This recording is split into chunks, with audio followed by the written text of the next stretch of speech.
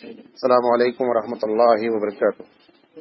الحمد للہ رب العالمین والعاقبۃ للمتقین والصلاة والسلام علی رسولہ الکریم. اعوذ باللہ من الشیطان الرجیم. بسم اللہ الرحمن الرحیم.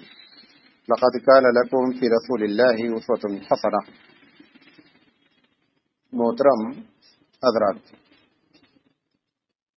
یہ سیرت نبی اکرم صلی اللہ علیہ وسلم پر سلسلے وار درس کا آج 12واں حصہ ہے. کل ہم نے آپ کو جہاں پہ لا کر کے چھوڑا تھا وہ یہ کہ حج کا موسم جب قریب آیا تو کفار قریش سر جوڑ کر بیٹھے کہ اب نبی کریم صلی اللہ علیہ وسلم جب آنے والے باہر کے لوگوں سے تبلیغ دین کریں گے تو ہم اس کے جواب میں کیا کریں. اس کی میں نے پوری گفتگو آپ سے کی تھی، اور پھر ان کی اس پلاننگ کے بعد جو ہے وہ کس قسم کا الٹا اثر ہوا اس پر بھی میں نے گفتگو کی تھی کہ نبی کریم صلی اللہ علیہ وسلم اگر اکیلے وہ بات پہنچانا چاہتے تو شاید نہ پہنچتی، اور اس طریقے سے مخالف پروپیگنڈا کرنے کے باوجود بھی نبی کریم صلی اللہ علیہ وسلم کی اصل دعوت جو ہے وہ ان تک پہنچ گئی. یہاں تک ہم نے بات کی تھی.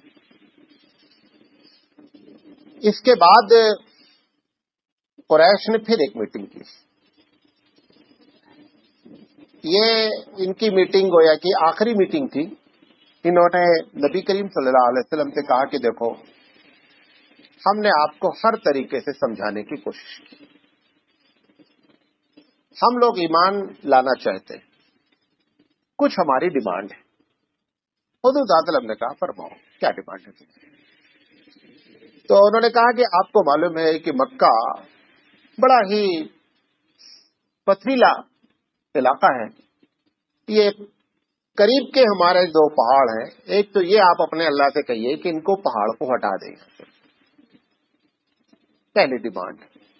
دوسرا یہ تھا کہ یہاں پر پانی کی بڑی قلت ہے، صرف ایک زمزم ہے اور بقیہ دور کی آبادیاں بہت پانی سے تکلیف ہے، تو ایک بہترین قسم کی نہر جاری کر دیں. اور تیسرا ہم لوگوں کا یہ ہے کہ ہماری اکنامک بڑی کمزور ہے، تو یہ جو صفا کی پہاڑی ہے یہ پوری سونے کی ہو جائے. چوتھی ڈیمانڈ ہماری یہ ہے کہ کچھ لوگ ہمارے جو پرانے مر گئے ہیں اس میں سے خاص کر عبد مناف، اگر ان کو زندہ کر دیں آپ، اور زندہ کر کے وہ کہہ دیں آپ کے بارے میں کہ ہاں بھائی یہ سچے رسول ہیں اور ان کی بات مانو، تو ہم آپ کی بات ماننے کے لیے تیار ہیں. نبی کریم صلی اللہ علیہ وسلم نے ان کی ساری گفتگو سنی. سننے کے بعد دیکھو کہا، قرآن نے بھی اس کو قرآن آیت نازل ہوئی کہ اللہ کے رسول یہ تم سے اس قسم کی ڈیمانڈ کر رہے ہیں.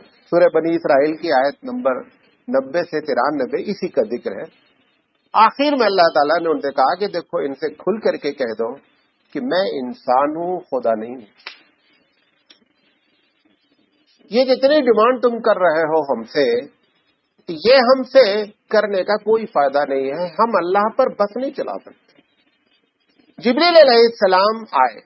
اس کے علاوہ اللہ کے رسول اگر آپ کہیں تو یہ صفا کی پوری پہاڑی کو سونا بنا دیا جاتا ہے، لیکن ان سے ایک بات کا وعدہ کر لیں، اگر اس کے بعد یہ بندے ایمان نہیں لائے تو پھر ایسا عذاب اللہ دے گا کہ اس کے پہلے کسی کو نہیں دیا. اگر یہ منظور ہے تو بولو. اچھا، چونکہ اندر کی بات تو دوسری تھی، ایمان لانا ہی نہیں تھا. تو جب نبی کریم صلی اللہ علیہ وسلم نے جبریل علیہ السلام کی یہ بات قریش کے سامنے کوٹ کی تو انہوں نے کہا بھائی ایسا ہے کہ سونا نہیں بنو.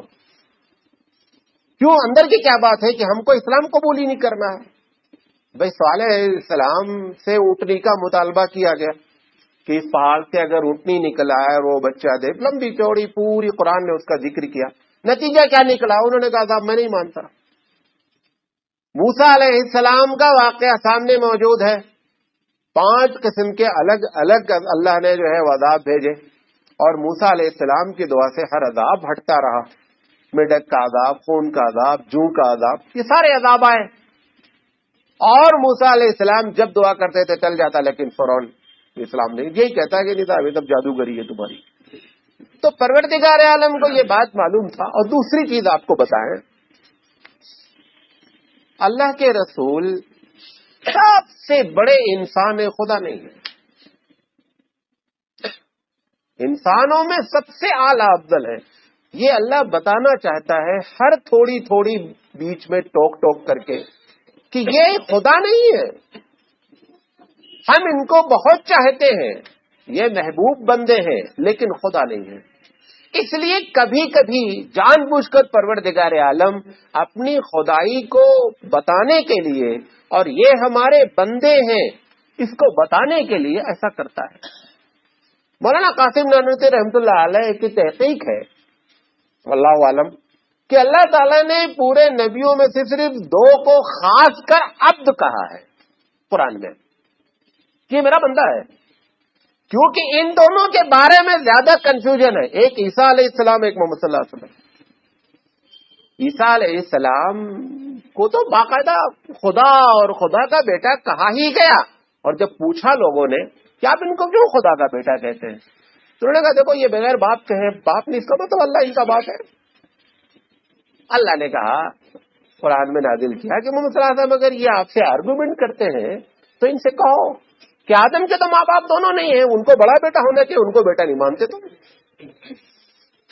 اگر یہ لاجک ہے کہ ان کا باپ نہیں ہے because of that he was the son of God, تو آدم کو الٹر سن ہونا چاہیے، ان کے ماں باپ دونوں نہیں ہیں، جبکہ تم آدم کو نبی بولتے ہو اور سن نہیں بولتے ہو. تو نبی کریم صلی اللہ علیہ وسلم کو جان بوجھ کر بار بار عبد عبد عبد کی، یہ ہمارا بندہ ہے، یہ ہمارا غلام ہے، یہ بار بار کہا گیا. کیونکہ اللہ کو معلوم تھا کہ آنے والی امت ان کی جو ہے وہ ایسے ایسے فتنے کھڑی کر، وہ فتنے سے بچنے کے لیے جان بوجھ کر پروردگار عالم نے یہ بات کہی. آپ دیکھیں کہ نماز بڑی اللہ کو پیاری ہے. غور سے سنیے گا اس بات کو، بڑی اللہ کو پیاری ہے. نماز فرض کی گئی کب؟ جب حضور نے معراج کیا تب. غور سے سنیے گا جو بات کرنا چاہ رہا ہوں، غور سے نہیں سنیں گے بہت تک چلی جائے گی. معراج کے موقع پر نماز کو فرض کیا گیا، کیونکہ معراج ایک ایسا واقعہ ہے کہ ایسا لگتا ہے کہ یہ بندے کا بس کا نہیں ہے. وہاں سے لے کر کے آئے نماز جس میں ساری بندگی ظاہر کی گئی کہ ہم دیکھو اس کے سامنے جھک رہے ہیں، سجدہ کر رہے ہیں، اپنی ناک رگڑ رہے ہیں. یہ نماز پہلے بھی فرض کی جا سکتی تھی، لیکن معراج میں یہ زیادہ کنفیوژن تھا کہ یہ بندہ نہیں ہے، لہذا وہاں سے جو تحفہ ملا وہ بندگی کا ملا. اس سے آپ کنفیوز نہیں ہو، معراج بھی ہم نے کرائی.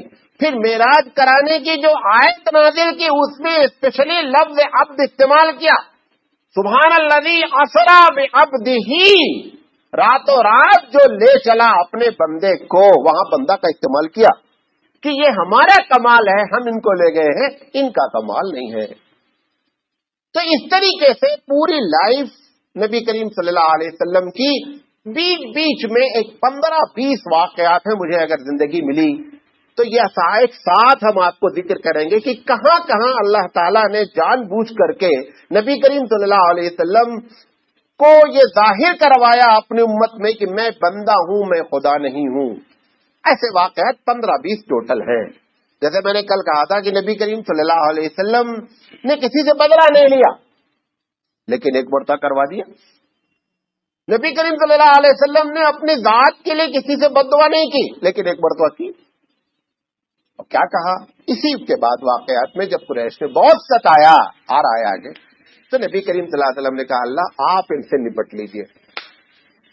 اور اتفاق سے جتنے لوگوں کے بارے میں کہا تھا اللہ آپ نپٹ لیجئے، وہ سارے کے سارے جنگ بدر میں نپٹ لیے گئے، کوئی ایک اس میں سے بچا نہیں.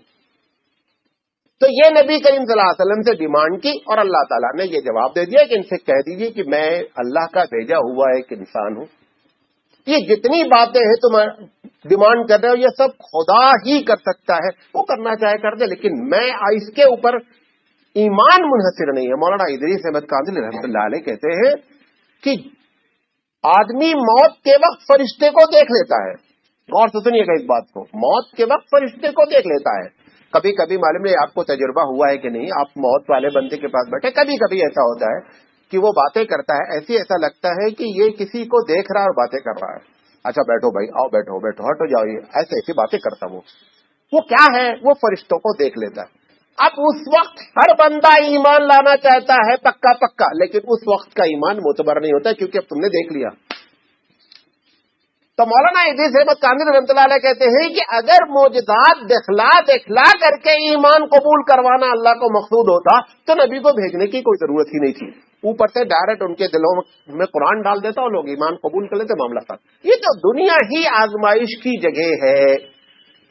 जानबूझ करके अल्लाह ऐसे ऐसे कमालात गैरुल्लाह से दिखलाता है कि आप हैरत कर जाएंगे। साहब बता रहे थे कि पूना में एक पत्थर है,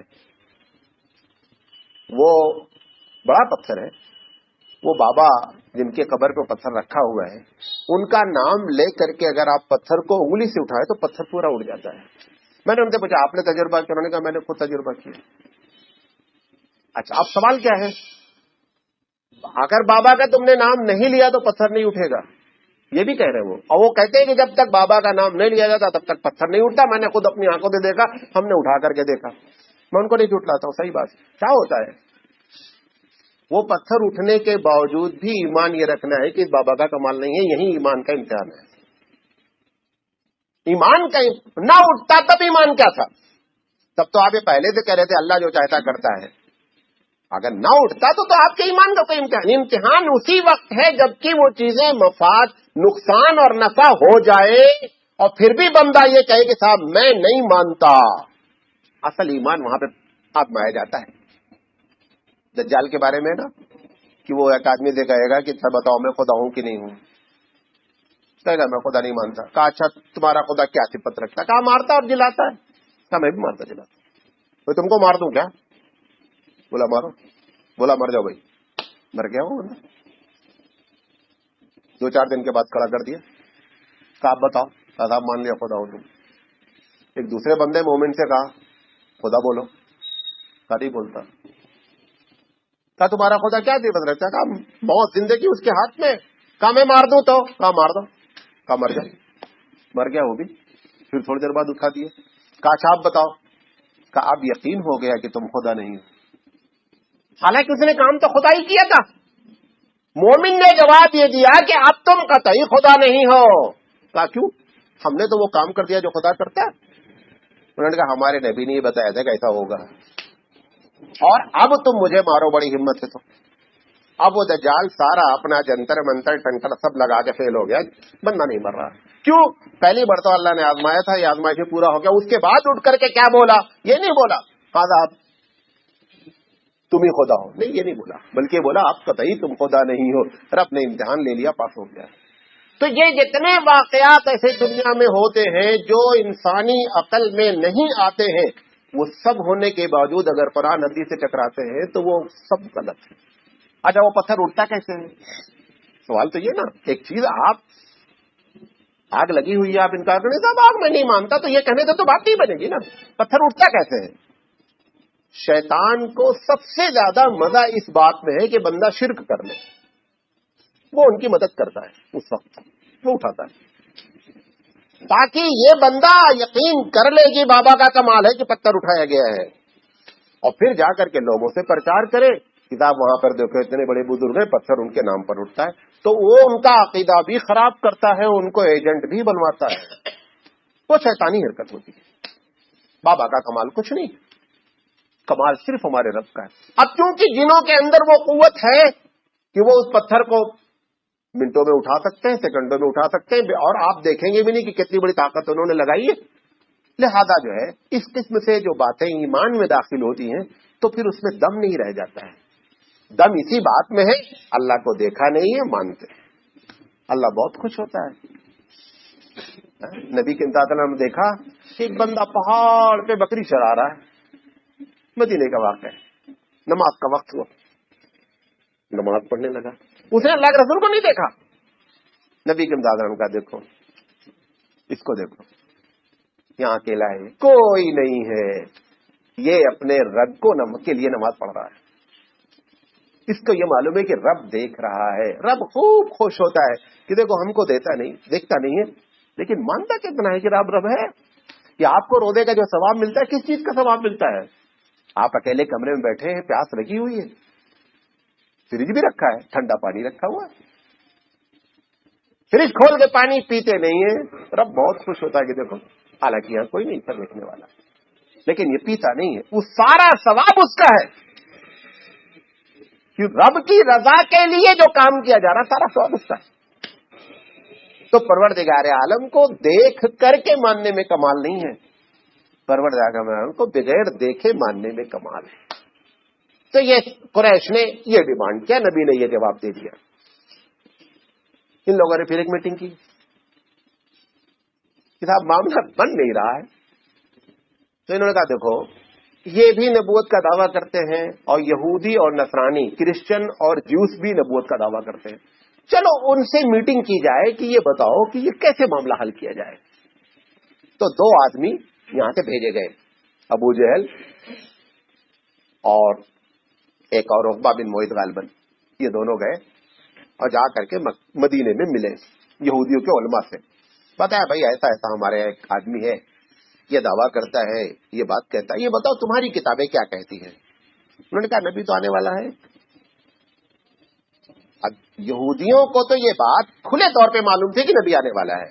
یہودیوں سے ہمارا پنگا کس بات کا ہے؟ پنگا صرف ایک بات کا ہے کہ یہ اسماعیل کے خاندان سے کیسے پیدا ہو گئے، اسحاق کے خاندان سے کیوں نہیں پیدا ہوئے. سارا اختلاف اس بات کا ہے کہ اگر یہ اسحاق کے خاندان سے پیدا ہوتے تو کہتے ہم سب سے پہلے مسلمان ہوتے. یہ اسماعیل کے خاندان سے کیسے پیدا ہو گئے؟ اب بتائیے، اللہ تعالیٰ پر بھی جو ہے وہ اپنا دور چلانا ہے. بہرحال ان سے انہوں نے جا کر کے بات کی. انہوں نے کہا دیکھو ہم لوگ ایک بات بتاتے ہیں آپ کو، تم جا کر حضور کا امتحان لو. اگر وہ بات کا جواب دے دیں، ابراہیم منیار صاحب، اگر نبی کریم صلی اللہ علیہ وسلم آپ کی بات کا جواب دے دیں تو سمجھ لینا کہ سچے نبی ہو، اور اگر جواب نہ دے پائے تو سمجھ لینا کہ چھوڑ رہے. ایسے اس نے کہا کہ وہ جھوٹ بول رہے ہیں. کہا بتاؤ صاحب. اب بڑے خوش ہوئے کہ چلو یار ایک امتحان مل جائے گا اور اسی کے ذریعے معلوم ہو جائے گا کہ اصل معاملہ کیا ہے. انہوں نے کہا ان سے پہلا سوال کرو کہ وہ کون سا آدمی ہے جو اپنے اللہ کی عبادت کے لیے بادشاہ ظالم سے خوف کر کے پہاڑ میں چھپ گیا تھا، وہ کون آدمی ہے؟ پہلا سوال. کا دوسرا سوال ان سے کرو کہ وہ کون بندہ ہے جس نے مشرق سے مغرب تک سیر کیا، اور تیسرا سوال پوچھو کہ روح کیا ہے. انہوں نے کہا دیکھو پہلے 2 کا تو جواب دے سکتے، اگر دے دیے تو ٹھیک، تیسرا کا جواب نہیں دینا چاہیے ان کو. کہا ٹھیک ہے. اب یہ بڑے خوش خسما دونوں آدمی لوٹے کہ آپ آئے یہاں قریش کی میٹنگ کی کہ اب آپ لوگ ایک دم گھبرائیے نہیں، معاملہ ایک دم سلٹ گیا ہے اور ایک دم دودھ کی دودھ پانی کی طرح پانی معاملہ ہو جائے گا. کہا اللہ رسول صلی اللہ علیہ وسلم کے پاس آئے، کہا ہم لوگ آپ سے کچھ سوال کرنا چاہتے ہیں. انہوں نے کہا فرمائیے. یہ تینوں سوال انہوں نے رکھ دیے. اتفاق سے اللہ کے رسول کے منہ سے نکل گیا اچھا کل بتا دیں گے بھائی. انشاءاللہ نہیں کہا. اب دیکھو، حالانکہ آپ دیکھیں کہ آن بان کا معاملہ ہے بھائی، ایک آدمی پورا معاملہ اسی پہ ٹھہرائے ہوئے اور اللہ کے رسول کہہ رہے کہ کل بتا دیں گے. یہ کیوں اللہ جان بوجھ کر رہا ہے کہ یہ انسان ہے، غلطی ہو سکتی ہے. اب دوسرے دن جب ہوا تو یہ آئے صاحب یہ بتاؤ صاحب جواب کیا تھا. جواب نہیں معلوم ہوا ابھی، ہم تو جانتے نہیں، ہم کو تو بتایا جائے گا تو بتائیں گے.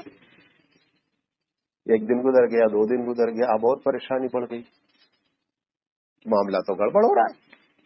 اب اللہ بھی دیکھو، اللہ بھی خوب مزے لیتا ہے. اللہ بھی دیکھ رہا ہے کہ ہمارے نبی کے ساتھ یہ کھلواڑ ہو رہی ہے، لیکن وہ اپنی خدائی میں مست ہے.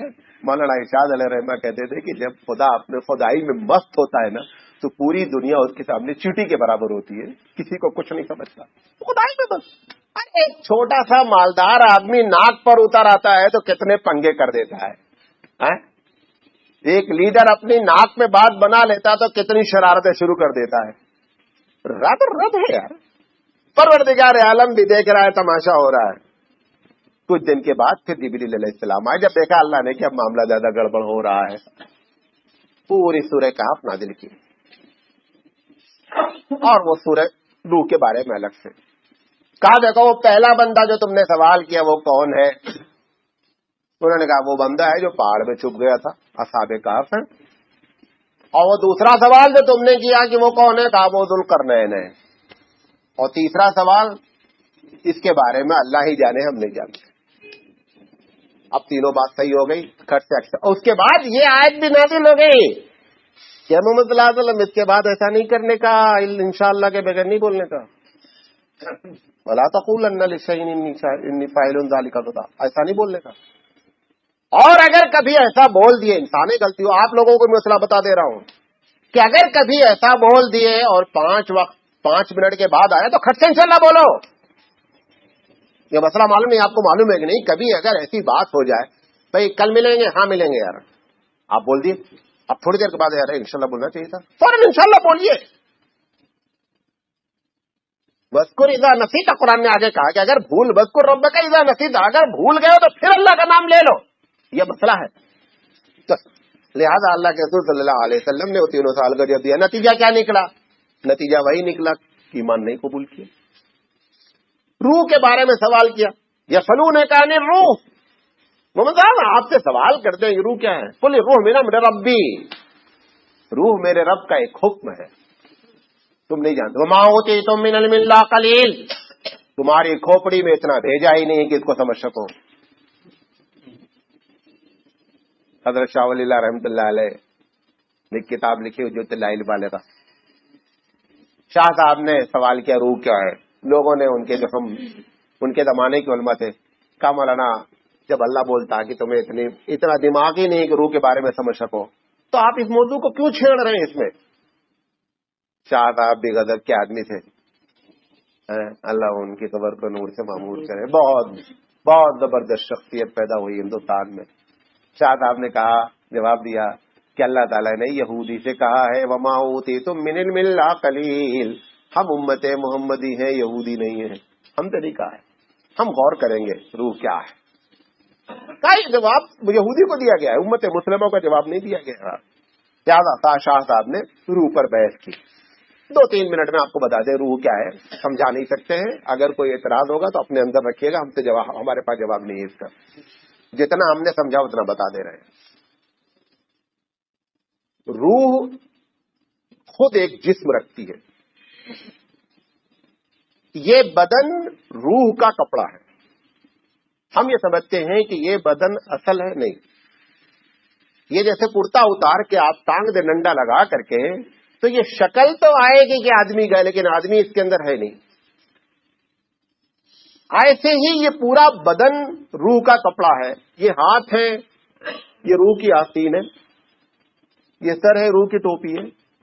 जैसे ही ये रूह निकल जाती है, ये वो डंडा जो कपड़ा में टंगा रहता है वैसे कपड़ा हो जाता है,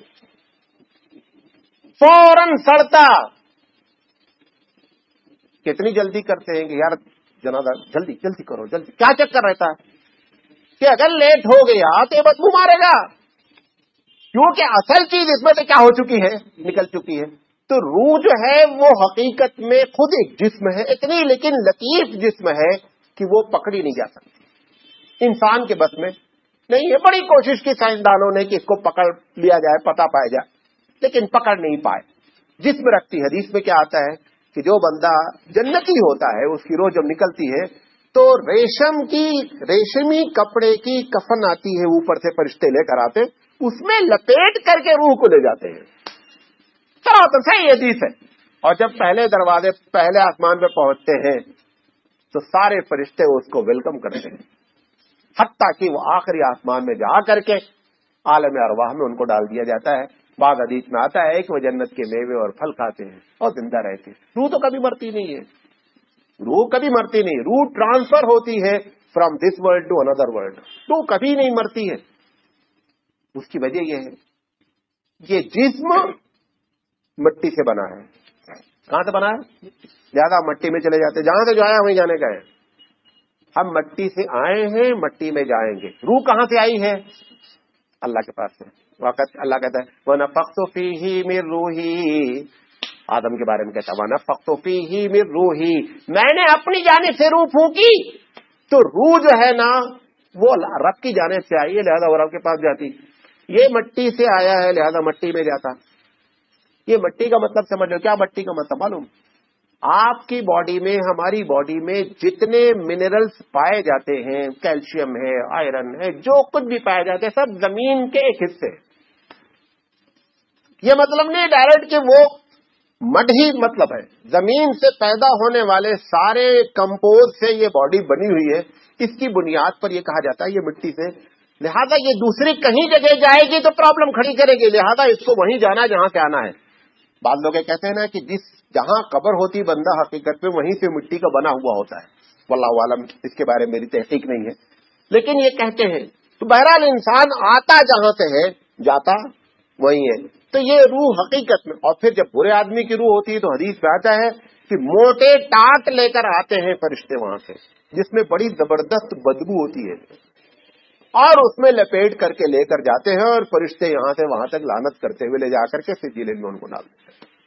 تو اس سے معلوم ہوتا ہے کہ روح ایک جسم ہے جو بڑی لطیف ہے، جس کو انسان کے بس میں نہیں دیکھا جا سکے، لیکن ہے سارا کا سارا معاملہ اسی کا. ورنہ اس کے نکل جانے کے بعد یہ جسم کیا ہوتا ہے؟ کبھی کبھی حدیث میں ایسا بھی آتا ہے، بعض حدیثوں میں، کہ جب روح نکلنے لگتی ہے تو بندے کو محسوس ہوتا ہے کہ کوئی چیز جا رہی ہے. بعض ہمارے اکابرین کا واقعہ ایسا لکھا ہوا ہے کہ انہوں نے یہاں تک کہا کہ دیکھو پیر کے انگوٹھے سے روح نکل گئی ہے، اب دیکھو پیر تک پہنچ چکی ہے، اب ناف پر آ گئی ہے، اور اب سینے پر آ گئی. اچھا بھائی اللہ حافظ چل رہا ہوں. موت کے آخری مرحلے میں حدیث میں کیا آتا ہے؟ اسی لیے دعائیں سکھائی گئی کہ اللہ ایمان پر خاتمہ فرما. اگر کسی کو موت کے وقت کلمہ نصیب ہو جائے تو جب بہت بڑی دولت ہے، اربوں خربوں روپے کے مقابلے میں کوئی حیثیت نہیں اس دولت کی، وہ کلمہ نصیب ہو جائے، اللہ کی یاد اس آخری لمحے میں آ جائے. ہم سب دعا اس لیے کرتے ہیں اللہ تعالیٰ خاتمہ ایمان پر فرما. تو وہ روح جو ہوتی ہے وہ لے جائی جاتی ہے. تو اتنا ہی روح کے بارے میں جانتے ہیں، واللہ عالم بالصواب. تو نبی کریم صلی اللہ علیہ وسلم نے اس کا جواب دے دیا. اب اس کے بعد جو ان کی پلاننگ ہوئی آگے کی جو پلاننگ ہوئی وہ یہ ہوئی کہ صاحب اب فزیکلی ٹارچر کیا جائے، ورنہ معاملہ ہاتھ سے گزر رہا ہے. میں نے آپ کو اس کے پہلے بتایا تھا کہ مکے کی جو آبادی میں نے لوکیٹ کی تھی، کوئی بھی قبیلے والا کسی دوسرے قبیلے والے کو ستا نہیں سکتا. یہ ٹرائب سسٹم میں ہوتا ہے کہ اگر آپ ایک قبیلے والے کو ستائیں گے تو دوسرا قبیلے والا، وہ چاہے مسلمان ہو یا نہیں، وہ اپنے قبیلے والے کی مدد کرے گا.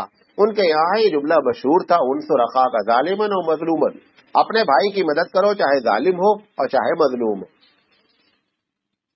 یہ ایک الگ بات، ہم بھی یہی کرتے. اچھا ہماری بیوی اگر کبھی بادو والے سے لڑتی ہے، کس کا سپورٹ آپ کرتے ہیں؟ ایمان سے بتاؤ. بیوی کرتے. کیا ہمیشہ آپ کی بیوی صحیح اور بادو والا غلط ہے؟ کبھی تو ایسا ہوگا کہ بازو والی صحیح ہو،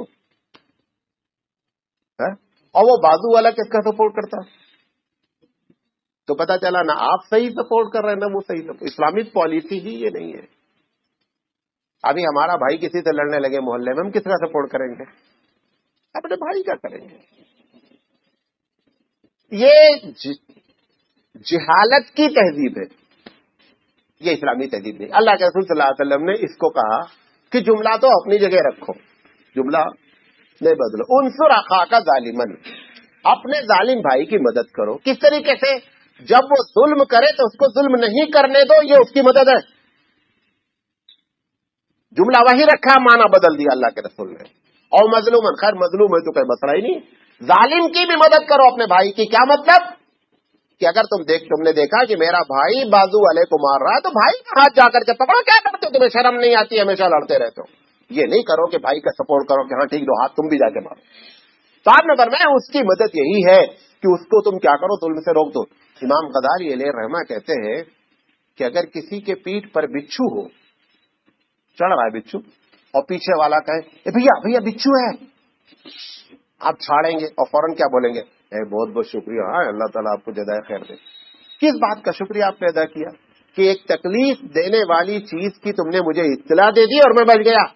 امام غزالی کہتے ہیں ایسے ہی اگر غلط چیز کے بارے میں کسی نے بچا دیا تو اس کا شکریہ کیوں نہیں ادا کرتے تم؟ اس کا بھی تو شکریہ ادا ہونا چاہیے کہ میں غلط کام کر رہا تھا، تم نے ٹوک کر کے مجھے بتا دیا، وہ زیادہ شکر، کیونکہ وہاں جہنم کے بچھو لگنے ہیں. یہ جو دنیا والے بچھو ہیں تو بہت چھوٹے چھوٹے ہیں. حدیث بچھو کی جو تعریف باتی بتا دیں گے تو حالت خراب ہو جائے گی جہنم کے بچھو کی. تو اگر اس نے جہنم کے بچھو سے آپ کو بچا لیا تو اس میں آپ کو مزید شکریہ کی ضرورت ہے. دنیا والا بچھو نظر آ رہا ہے، وہ والا بچھو نظر نہیں. جس کو وہ والا بچھو نظر آ جاتا وہی بزرگ ہو جاتا.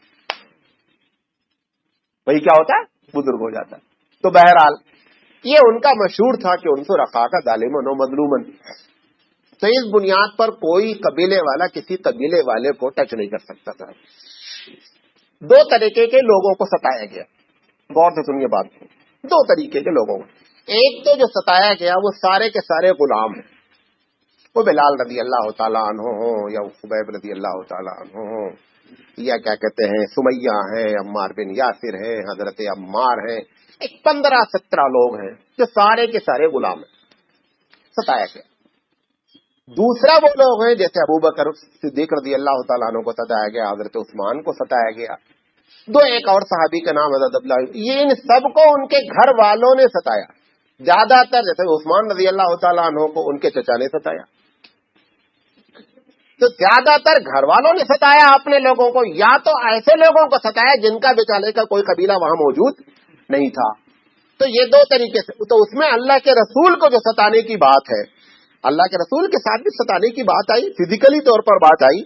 نبی کریم صلی اللہ علیہ وسلم پر جب یہ آیت نازل ہوئی تبت یدا ابی لہب، تو ان کی جو بیوی تھی ابو لہب کی، اس کا نام ام جمیل تھا. اس نے کہا کہ ہمارے بارے میں محمد صلی اللہ علیہ وسلم نے حجو کی ہے. حجو کہتے ہیں کسی کی برائی اشعار میں بیان کرنا. آئی بڑا سا پتھر لے کر جتنا اس سے اٹھ سکتا تھا، نبی کے وسلم بیت اللہ میں بیٹھے ہوئے تھے. اس نے کہا کہ ابو بکر صدیق رضی اللہ تعالیٰ بیٹھے تھے، تم رضی اللہ تعالیٰ بیٹھے ہوئے تھے. آ کر کے اس نے کہا کہ میں نے سنا ہے کہ تمہارے صاحب نے ہماری حجو کی ہے. کہا نہیں، وہ تو شعر کہتے ہی نہیں. کہا نہیں، انہوں نے شعر کہا ہے. انہوں نے کہا شعر نہیں کہتے. انہوں نے کہا قرآن نازل ہوا، بولے کیا بات ہے. کہا وہ کہاں ہے؟ اور وہ بیٹھے اللہ کے رسول میں پوچھ رہی ہے وہ کہاں ہے. ابو بکر صدیق رضی اللہ تعالیٰ عنہ نے کہا تم کو نظر نہیں آتے. کہا تم ہی دونوں تو مذاق نہیں کرو ہم سے. وہ پتھر لیے کھڑی ہے کہ ہم کو ملے ہم مار دیں. بہرحال وہ یہ کہہ کر کے چلی گئی. اللہ کے رسول صلی اللہ علیہ وسلم سے ابو بکر نے پوچھا اللہ کے رسول یہ آپ کو نظر نہیں آ رہی تھی؟ کہا جیسے ہی یہ پتھر وہاں سے لے کے نکلی فرشتوں نے ہم کو چاروں طرف سے گھیر لیا تھا، ہم نظر نہیں آ سکتے تھے اس کو. یہ ام جمیل کا.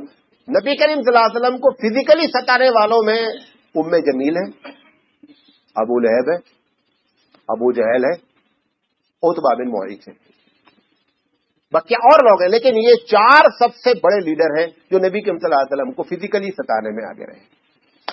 ابو جہل نے ایک مرتبہ نبی کریم صلی اللہ علیہ وسلم سے کہا کہ دیکھو آپ نماز پڑھتے ہو لیکن یہ جگہ پہ نماز نہیں پڑھنے کا، یہ ہم لوگوں کی خاص جگہ ہے.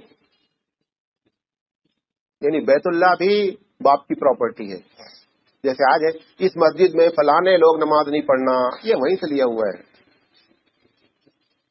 جب آدمی بولتا کہ مسجد میں نماز نہیں پڑھنا، یہ کفار کا طریقہ ہے. مسجد ہر سجدہ گاہ کے لیے کھلی ہونی چاہیے.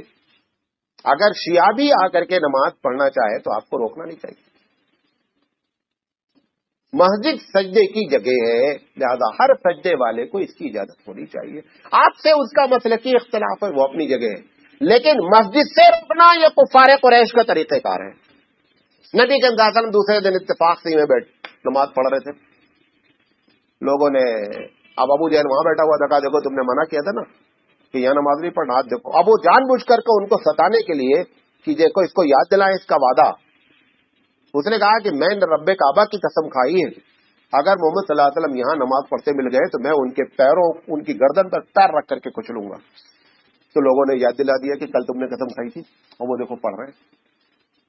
ابو جہل وہاں سے چلا، تھوڑی دور آیا اور آنے کے بعد چھٹک کر واپس آنے لگا. واپس ہو گیا، ایسا لگے کہ کسی چیز سے اپنے آپ کو بچا رہا ہے. آیا تو ان لوگوں نے پوچھا کیا چکر, وہاں تک گئے اور پھر اپنی قسم نہیں پوری کی. کہا بھائی ہم کو جو چیز نظر آئی تم کو نظر آتی تو تم اس سے زیادہ بھاگتے. اللہ کے رسول صلی اللہ علیہ وسلم سے پوچھا گیا کہ کیا معاملہ تھا. کہا فرشتے کھڑے تھے, اگر یہ میرے قریب آ جاتا تو اتنے ٹکڑے کرتے اور سارے مکے والے دیکھتے کہ ابو جہل کے ٹکڑے ٹکڑے ہو گئے. یہ بھی اللہ کو اتنے محبوب بھی ہے کہ جب وہ چاہتا ہے تو پھر وہ کرشمے دکھلاتا ہے نا کہ ساری دنیا تنگ رہ جاتی ہے.